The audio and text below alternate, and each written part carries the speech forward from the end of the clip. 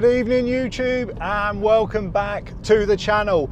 In today's video we are in Matt's 2016 Mini John Cooper Works. Now I'm sure many of you that follow the channel will be thinking, another Mini? Not a GP? Surely this is not going to compare well.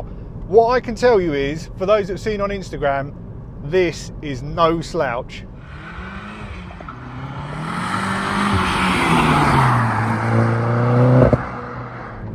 So we will start with the engine, arguably the point of the videos that I love the most. Today we actually took the car to Surrey Rolling Road to see what it made, because the previous owner had some Matt tweaks. And I went out with Matt a couple of weeks ago to Caffeine and Machine, and I couldn't keep up with the E46. It was so nimble, so capable, and the torque, it just took off. So today, on a Dyno Dynamics roller, it made 310 horsepower, 360 foot-pounds of torque. What a monster!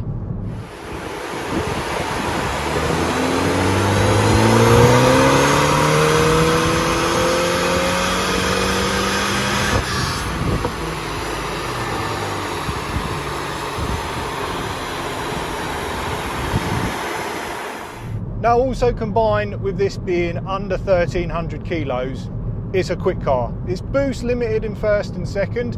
The engine itself, it pulls really well, loads of torque. It doesn't reward by screaming it out. And again, I'll overlay a screenshot of the dyno graph to give you guys an idea of the power curve. You sort of get to about 4.5, it's enough. So for me, the engine is incredibly powerful, not very exciting. It doesn't make a bad noise, not a bad noise at all, but it's just the way now with turbo stuff. So you've got a 2 litre inline-4 direct injection.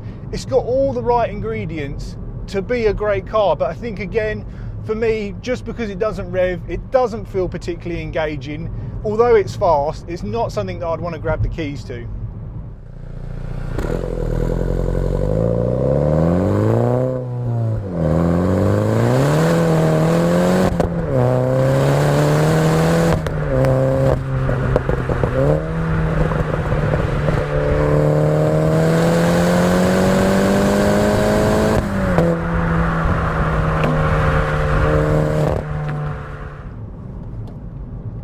Again, trying to rev match there, it's laggy. That's the problem. Not laggy when you're on it, but trying to heel toe down the box.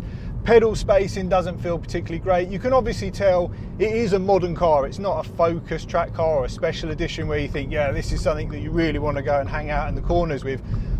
But that will bring me to the handling shortly. So we'll do a quick pull now. We're at 3,000 RPM, straight bit of road. Oh, mighty. So as I mentioned, you've got that boost limit in first and second, but once you get into third, you can just feel the power climbing and climbing. So as I mentioned, we'll go on to the handling. Michelin 4s, not the 4Ss, but still an absolutely incredible tyre, combined with coilovers and the team dynamic wheels. Now I will put in the description what coilovers are on there, because I can't for the life of me remember what Matt said they are, but it absolutely sticks to the road. Combined with a Quaife limited slip differential, you can put the power down, point the wheels where you want it to go, and it just takes it in its stride. And because, as we mentioned, compared to like the M3 that I've got, it's a much smaller car, you can really push the car on the road. You've got the room to play with, which is nice, especially with these sort of hot hatches, even though obviously it is a lot bigger than the Mini GP1 and the GP2 that I drove previously. So haven't got my hands on a GP3 yet. I have really grown to love the Minis. As I mentioned before, when Matt first started buying them, I was like, I don't get it, I don't see the appeal. But the more I've driven them, the more I have genuinely enjoyed them. Man, look at the way it just darts to the road. Now it's also got monstrous brakes up front. I think Matt said they were on a 360mm disc or something stupid like that, which for, like I say, not such a little car like the old ones, but for a small car, ample braking power.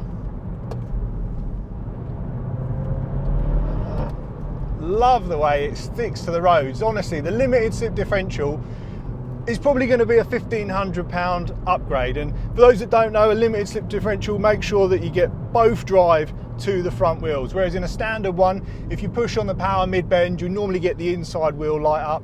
losing your acceleration and generally your traction. Whereas with this, just as soon as you put your foot down, absolutely grips and takes off.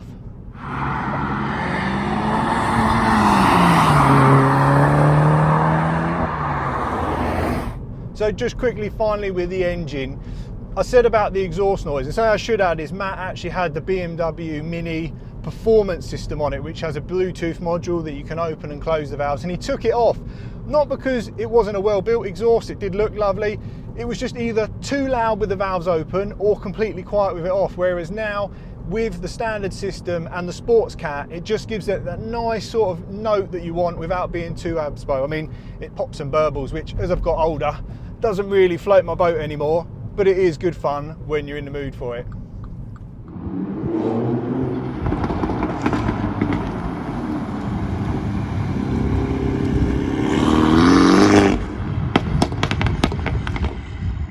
The final thing to add with the gearbox is it's not a satisfying shift.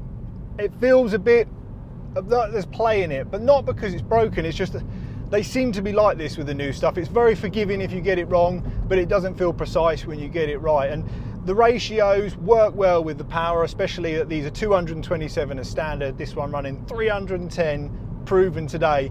And the gearing feels absolutely perfect for the road. I've got no issues with that. What it does suffer with, as I say, you get to that 5,000 mark, change gear. You're not achieving anything by screaming it out.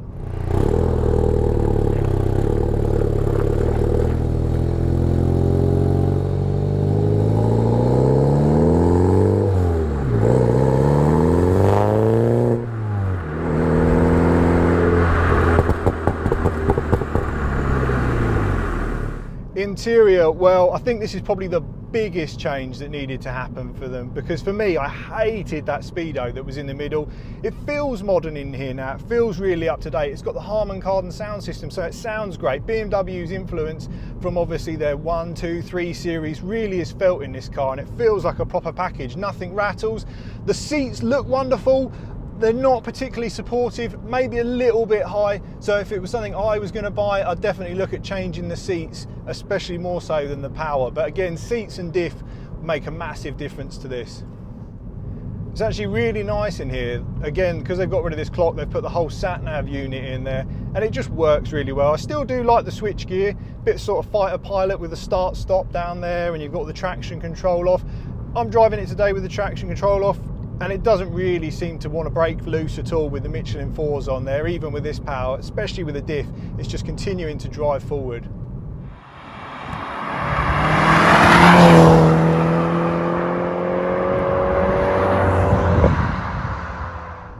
The exterior, well, I actually really grew to love the Mini GP1. I like the look of the Mini GP2.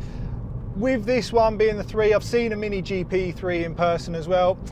I'm not sold. It's not a car that I look back at and think, it's a nice one. Not the one that you take the picture of as you walk away. And again, I have to stress, it is my opinion. I know a lot of people love these. They're very popular. For me, this version has just gone a bit too bulbous. The lights are pretty big. It all feels a bit long and stretched. It doesn't look like a small hot hatch car anymore. It's not a bad looking car, and Matt's done a really nice job with getting rid of all the chrome. So he's gone with the black trims, and you can buy all that from BMW just to really smarten it up. And it makes it look a bit more aggressive, because as I've said in the Mini GP1 video, they do have a tendency of being a female's car, and I'm not saying they are, but just general public would see a Mini as that way, and it's not really deemed for a lot of people as a driver's car. I think, oh yeah, nice little run around to the shops and stuff, but with it getting the black, team dynamics, it certainly makes everything look a lot more aggressive.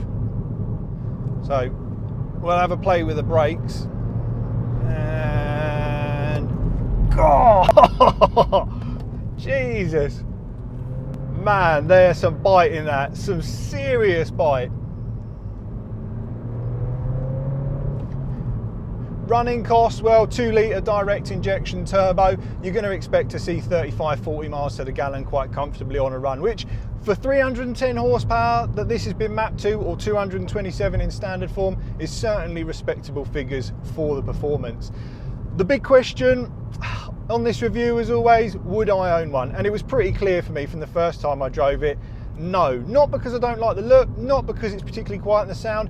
I just find the engine so uninspiring. It really doesn't make me want to go out and just thrash it, and it's certainly capable of doing it. There's no denying that at all. The power is, God, and the way it hugs the road. I mean, just now around this roundabout, I'm propped on the centre of the car there to stop me coming out of the seat. It is, it really does go around corners well. And if you wanted something to chop up some twisty roads in, still have good mile per gallon, yeah, it'd be brilliant. You could still drive it to the shops, you could sit on the motorway with the Harman Kardon, but going out for actually a blast and just letting your hair down, enjoying the engine, it's not that car for me.